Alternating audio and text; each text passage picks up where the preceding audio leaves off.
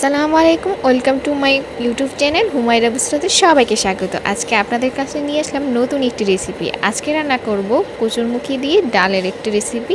আমি আজকে কচুরমুখীর ডালটা চিংড়ি মাছ দিয়ে রান্না করছি।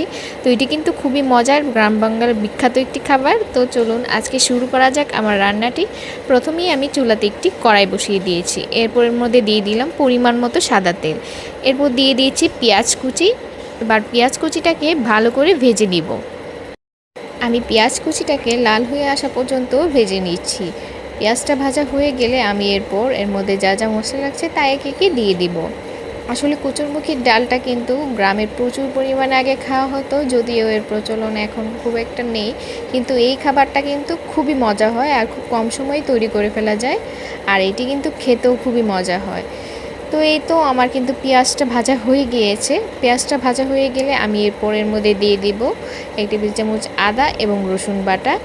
এবার এটিকেও ভালো করে তেলের মধ্যে আমি কিছুক্ষণ ভেজে নিচ্ছি, যতক্ষণ পর্যন্ত কাঁচা গন্ধটা থেকে যাবে আমি ততক্ষণ পর্যন্ত এটিকে ভেজে নিব। আমার আদা রসুন ভাজা হয়ে গেলে এরপর আমি এর মধ্যে একে একে মশলা দিয়ে দিই। এরপর আমি এখানে দিয়ে দিচ্ছি 1/2 চা চামচ মরিচের গুঁড়া, 1/2 চা চামচ হলুদের গুঁড়া, এর আরও দিয়ে দিচ্ছি 1/2 চা চামচ ধনিয়া এবং জিরার গুঁড়া, এবং এটিকে ভালো করে এবার কষিয়ে নিব। এই পর্যায়ে আমি কিছুটা পানিও অ্যাড করে দিব যাতে মশলাটা না পুড়ে যায়, এবং দিয়ে এটিকে নাড়িয়ে চাড়িয়ে আমি বেশ কিছুক্ষণ ভালো করে কষিয়ে নিব।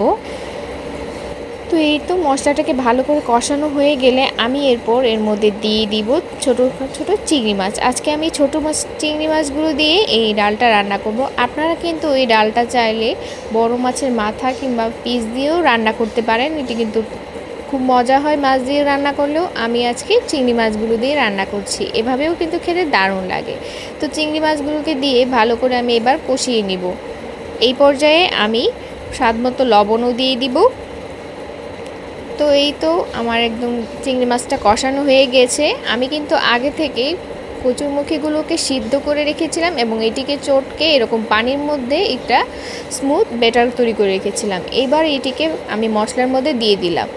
এই যে এবার ভালো করে এটাকে নাড়িয়ে চাড়িয়ে দিতে হবে, এটা অনবরত নাড়তে হবে, আর না হলে কিন্তু নিচে দিয়ে লেগে যেতে পারে। তো এটা নেড়ে চেড়ে আমি এর মধ্যে কিছুটা পানিও অ্যাড করে দিব। এই পর্যায়ে আমি আরও কিছুটা লবণ অ্যাড করে দিচ্ছি। লবণটা আপনারা পরিমাণ মতো দিয়ে দিবেন যতটুকু প্রয়োজন হয়। এবার এটিকে আমি ঢেকে কিছুক্ষণ রান্না করে নিব, এবং এটিকে কিন্তু বারবারই নাড়াতে থাকতে হবে, না হলে কিন্তু এটি লেগে যাওয়ার সম্ভাবনা থাকে।